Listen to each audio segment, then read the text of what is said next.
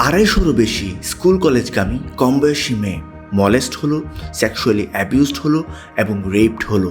এদের মধ্যে অনেক মেয়ে পরবর্তীতে সুইসাইড করেছে, অনেকে লজ্জায় সপরিবারে এলাকা ছেড়ে চলে গেছে। পরবর্তীতে অনেক মেয়ের বিয়ে ভেঙে গেছে, অনেকে ডিভোর্স হয়ে গেছে। অথচ এই পুরো ঘটনার মেইন কালপ্রিট এখনো বাইরে ঘুরে বেড়াচ্ছে। শুধু ঘুরেই বেড়াচ্ছে না, পারিবারিকভাবে পবিত্র আজমির শরীফের খাদিম ফ্যামিলির হওয়ায় এখনো অনেকেই এই লোকের হাতে চুমু দেয় সম্মান জানিয়ে। আজ আপনাদের শোনাবো ইন্ডিয়ার সবচেয়ে বড় স্ক্যান্ডালের ঘটনা, যেটা শুনলে শিউরে উঠবে আপনার আত্মা। চলুন শুরু থেকে শুরু করা যাক।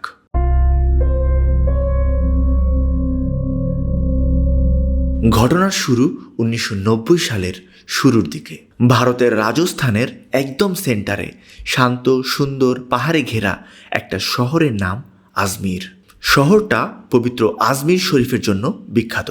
ওই শহরের সাবিত্রী গার্লস স্কুলের ইন্টারমিডিয়েট পড়া গীতা নামের এক মেয়ে সিদ্ধান্ত নেয় সে পলিটিক্সে যোগ দেবে।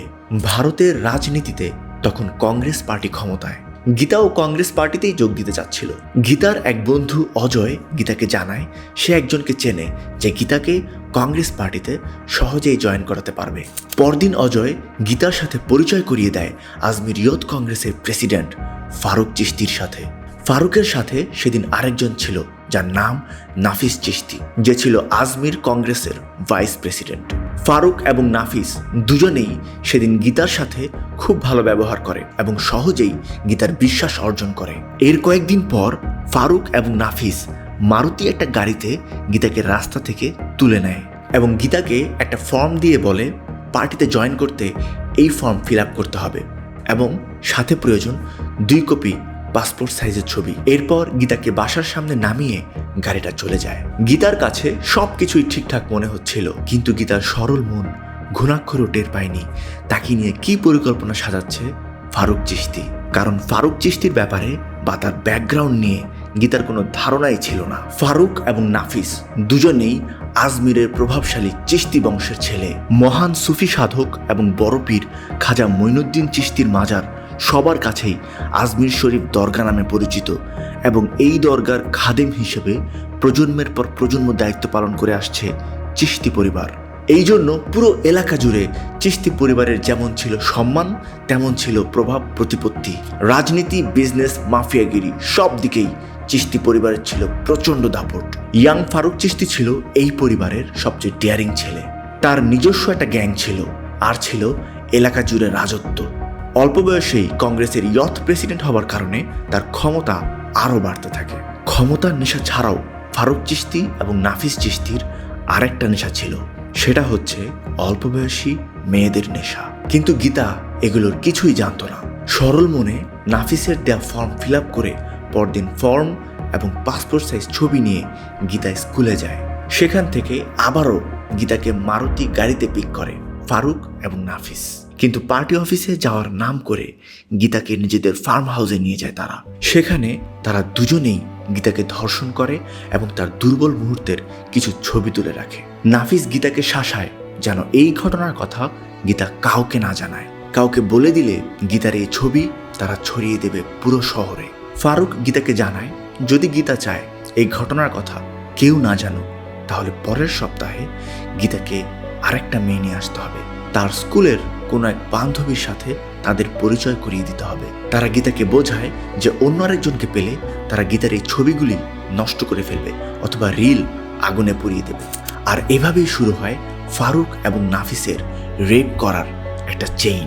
90-এর দশকে সেক্স এগুলো অনেক বড় ট্যাবু ছিল এবং মেয়েরা এই ব্যাপারগুলি কারো সাথে শেয়ার করতে পারত না। এই সেম প্রসেসে ধীরে ধীরে সাবিত্রী স্কুলের অনেক মেয়ে নাফিস এবং ফারুকের শিকারে পরিণত হয়। আজমির শহরের আরেকটা বিখ্যাত গার্লস স্কুল ছিল সোফিয়া সেকেন্ডারি স্কুল। ফারুক সেই স্কুলের এক মেয়েকে নিজের প্রেমের ফাঁদে ফেলে। ফারুকের গাড়ি, বাইক, পাওয়ার দেখে অল্প বয়সী স্কুলের মেয়েরা খুব সহজেই প্রলুব্ধ হয়ে যেত। যেমন একবারের ঘটনা, আজমির শহরে একটা রেস্টুরেন্ট ছিল যার নাম এলিট রেস্টুরেন্ট। সেখানে স্কুল কলেজের অনেক মেয়েরাই দল বেঁধে খেতে আসতো। ফারুক সেখানে নাফিসকে নিয়ে একবার যায় এবং স্কুল পড়ুয়া এক গ্রুপের সব মেয়েকে আইসক্রিম খাওয়ায়। এটা বলে যে আজ তার বন্ধু নাফিসের জন্মদিন। মেয়েরা যাই অর্ডার করবে সবকিছুর বিল ফারুকের পক্ষ থেকে। এভাবে শো অফ করে করে ধীরে ধীরে ফারুক সোফিয়া স্কুলের এক মেয়েকে পটায় এবং মেয়েটাকে ভুলিয়ে ভালিয়ে ফার্ম হাউসে এনে সেক্সের জন্য রাজি করায়। সেক্স করার পর ফারুক এরপর মেয়েটার দুর্বল মুহূর্তের ছবি ক্লিক করে এবং ঠিক গীতার মতোই এই মেয়েটাকেও ব্ল্যাকমেইল করা শুরু করে। এইভাবে সাবিত্রী এবং সোফিয়া দুই গার্লস স্কুলের অনেক মেয়ে নাফিস এবং ফারুকের শিকারে পরিণত হতে থাকে। এইটা একটা চেইনের মতো হয়ে গিয়েছিল। একটা মেয়ে নিজেকে সেভ করার জন্য সে আরেকটা মেয়েকে নিয়ে আসতো, আরেকটা মেয়ে আরেকটা মেয়েকে। এইভাবে পুরো জিনিসটা একটা চেইনের মতো হয়ে গিয়েছিল এবং একে একে সব মেয়ে নাফিস এবং ফারুকের কাছে জিম্মি হয়ে যাচ্ছিল। ফারুক এবং নাফিস শুধু নিজেরাই রেপ করতো না, ধীরে ধীরে তারা তাদের গ্যাংয়ের অন্য মেম্বারদেরও ইনভলভ করা শুরু করে। শুধু তাই না, পলিটিক্যাল অনেক বড় বড় নেতাদের কাছে স্কুলের এই কম বয়সী মেয়েদের পাঠাতে শুরু করে ফারুক। এর একটা কারণ ছিল যেন ভবিষ্যতে যে কোনো সমস্যায় এই নেতাদের সাপোর্ট থাকে ফারুকের সাথে। সুষমা নামের এক স্কুলে পড়া মেয়েকে সিনেমা দেখানোর লোভ দেখিয়ে ফার্ম হাউসে এনে রেপ করে ফারুকের গ্যাং। 1990 থেকে 92 মাত্র 2 বছরে প্রায় 250 মেয়ে ফারুক, নাফিস এবং তাদের গ্যাংয়ের লালসার শিকার হয়। এদের সবার বয়স ছিল 11 থেকে 20 বছরের মধ্যে। 91 সাল থেকে এক এক করে আত্মহত্যা করছিল সোফিয়া এবং সাবিত্রী স্কুলের মেয়েরা। সবাই অবাক হচ্ছিল এইটা ভেবে যে দুই স্কুলের মেয়েদের আত্মহত্যার ঘটনা হঠাৎ এত বেড়ে গেল কেন, কিন্তু সত্যটা তখনও কারো সামনে আসেনি। শেষ পর্যন্ত সত্যি হয়ে গেল ওই 250 মেয়ে যেটা নিয়ে সবচেয়ে বেশি ভয় পাচ্ছিল। ফারুক এবং নাফিস যে ছবিগুলো তুলতো সেই ছবিগুলো তারা যে ফটো ল্যাবে ডেভেলপ করতে দিত সেখান থেকেই প্রথম লিক হয়ে পড়ে ছবিগুলো এবং 91 সালের শেষের দিকে এসে আজমির শহরের সব জায়গায় সার্কুলেট হচ্ছিল এই ছবিগুলো ছড়িয়ে পড়ে সারা শহরে। টিনেজ ছেলে থেকে যুবক সবার মধ্যে ফিসফাস আলোচনা এই ছবিগুলো নিয়ে। প্রকাশ্যে কেউই কিছু বলছে না, কিন্তু নীরবে সবাই দেখছে স্কুল পড়ুয়া মেয়েদের নগ্ন অর্ধনগ্ন ছবি। 1992 সালের শুরুতে এরকমই একটা ছবি হাতে এসে পড়ে আজমির শহরের নিজস্ব পত্রিকা দৈনিক নবজ্যোতির সাংবাদিক সন্তোষ গুপ্তার হাতে। ইয়াং ব্লাড সন্তোষ গুপ্তা এই ছবিটা দেখে লেগে পড়ে মূল ঘটনার খোঁজে। তদন্ত করে সন্তোষ যা জানতে পারে তাতে তার মাথায় আকাশ ভেঙে পড়ার দশা। এত মেয়েদের ছবি হাতে আসছে যাদেরকে মলেস্ট করা হয়েছে, তার সাথে রয়েছে সেই কালপ্রিটদেরও ছবি। ফারুকের গ্যাংয়ের সবার সাহস এতই বেশি ছিল যে তারা শুধু মেয়েদের ছবিই তুলত না, তারা নিজেদের সাথেও ওই মেয়েদের আপত্তিকর ছবি তুলে রাখত। 21 এপ্রিল 1992 দৈনিক নবজ্যোতি এই পুরো ঘটনাটা লিখে হেডলাইন করে, কিন্তু এই ঘটনা তেমন কোনো আলোড়ন ফেলে না আজমির শহরে। আজমিরের মানুষ এই ঘটনা নিয়ে তেমন কোনো আগ্রহই দেখায়নি। মনে হচ্ছিল এই ঘটনার বিচার কোনোদিন হবে না, কিন্তু সান্তোষও হাল ছাড়ার পাত্র ছিল না। প্রায় 1 মাস পরে 15 মে 1992 সান্তোষ নিজের ক্যারিয়ারের ঝুঁকি নিয়ে ঘটনাটি আবার পাবলিশ করে।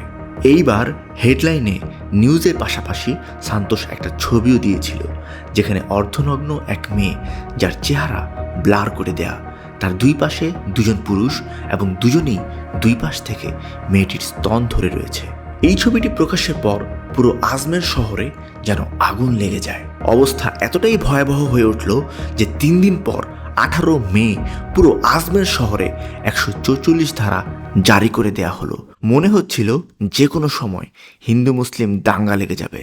অবশেষে 30 মে 1992 গঞ্জ থানায় প্রথম এফআইআর লঞ্চ করা হয়, যেখানে ফারুক চিশতি এবং নাফিস চিশতির নামই ছিল না। এতগুলো মেয়ের মধ্যে মাত্র 16 জন মেয়ে সামনে আসে, কিন্তু ওই মেয়েদের পরিবারের উপরেও চাপ আসতে থাকে চিশতি গ্যাংয়ের পক্ষ থেকে। অবশেষে দেখা যায় মাত্র 2 থেকে 3 জন মেয়ে শেষ পর্যন্ত টিকে আছে, বাকিরা অভিযোগ থেকে নাম প্রত্যাহার করে নিয়েছে। 3 সেপ্টেম্বর প্রথম চার্জশিট জমা দেওয়া হয় এবং শুরু হয় আদালতে ইনসাফের লড়াই। এই পুরো বিচার প্রক্রিয়া এতটা বিজার এবং এতে এতগুলো লুপহোল আছে যে কেউ যদি বলে সে বিচার ব্যবস্থায় আর কোনো বিশ্বাস রাখে না, তাহলে তাকে দোষ দেওয়ার কোনো উপায় নেই। দীর্ঘ 6 বছর মামলা চলার পর 1998 সালে রাজস্থান সেশন কোর্ট 8 জন অ্যাকিউজডকে যাবজ্জীবন কারাদণ্ড দেয়। কিছুদিন পরেই রাজস্থান হাইকোর্ট ওই 8 জনের মধ্যে 4 জনকে বেকসুর খালাস দিয়ে দেয়। আরও কিছুদিন পর বাকি যে 4 জন আসামি ছিল তাদের প্রত্যেকের সাজা কমিয়ে 10 বছর করে দেওয়া হয়। এই পুরো স্ক্যান্ডালে যে মেইন কালপ্রিট, প্রধান নাটের গুরু ফারুক চিশতি, তার নাম প্রথমে আসামি লিস্টেই ছিল না। পরবর্তীতে তাকেও কেসের ধারায় যুক্ত করা হয়। ফারুকের আইনজীবী আদালতে প্রমাণ করেন যে ফারুক মানসিকভাবে বিপর্যস্ত একজন লোক, আর এইভাবে ফারুক জামিনে জেলের বাইরে থাকে। অবশেষে 2007 সালে ফারুককে রাজস্থান জজ কোর্ট থেকে যাবজ্জীবন কারাদণ্ড দেওয়া হয়। কিন্তু ঠিক 6 বছর পর 2013 সালে রাজস্থান হাইকোর্ট ঘোষণা দেয় ফারুককে এই 20 বছর অনেক ট্রমার ভেতর দিয়ে যেতে হয়েছে, তাকে আর আলাদা করে সাজা দেওয়ার কোনো দরকার নেই। তাই 2013 সাল থেকেই ফারুক চিশতি মুক্ত। 2 নম্বর কালপ্রিট নাফিস চিশতি 2003 পর্যন্ত নিখোঁজ ছিল। পরে দিল্লিতে সে পুলিশের হাতে ধরা খায়। নাফিস চিশতি সহ আরও 6 জনকে জজ কোর্ট যাবজ্জীবন কারাদণ্ড দিয়েছে, কিন্তু সেই কেস এখনও হাইকোর্টে চলছে। সবচেয়ে মর্মান্তিক ব্যাপার শুনবেন, সুষমা, যাকে ফারুকের গ্যাং রেপ করেছিল, তাকে হাজিরা দিতে হয়েছিল আদালতে নতুন সাক্ষ্য প্রমাণের জন্য। বিচারককে সুষমা প্রশ্ন করেছিল সবার সামনে, আমাকে আর কতদিন আসতে হবে? আমি একটা স্কুল ছাত্রী ছিলাম, এখন আমি নানি দাদি হয়ে গেছি, আমাকে এখনও কেন আদালতে আসতে হচ্ছে? বিচারকের কাছে ছিল না কোনো উত্তর। বেঁচে থাকা মেয়েগুলি ওই ঘটনার স্মৃতি বয়ে বেড়াচ্ছে সারা জীবন। অন্যদিকে মেইন কালপ্রিট ফারুক চিশতি এখনও দাপটের সাথে ঘুরে বেড়ায় আজমিরে। পবিত্র আজমিরের খাদিমদের একজন হওয়ায় মানুষজন তাকে এখনও সম্মান জানায় এবং গলায় ফুলের মালা পরায়। পৃথিবীটা একটা অদ্ভুত জায়গা, তাই না?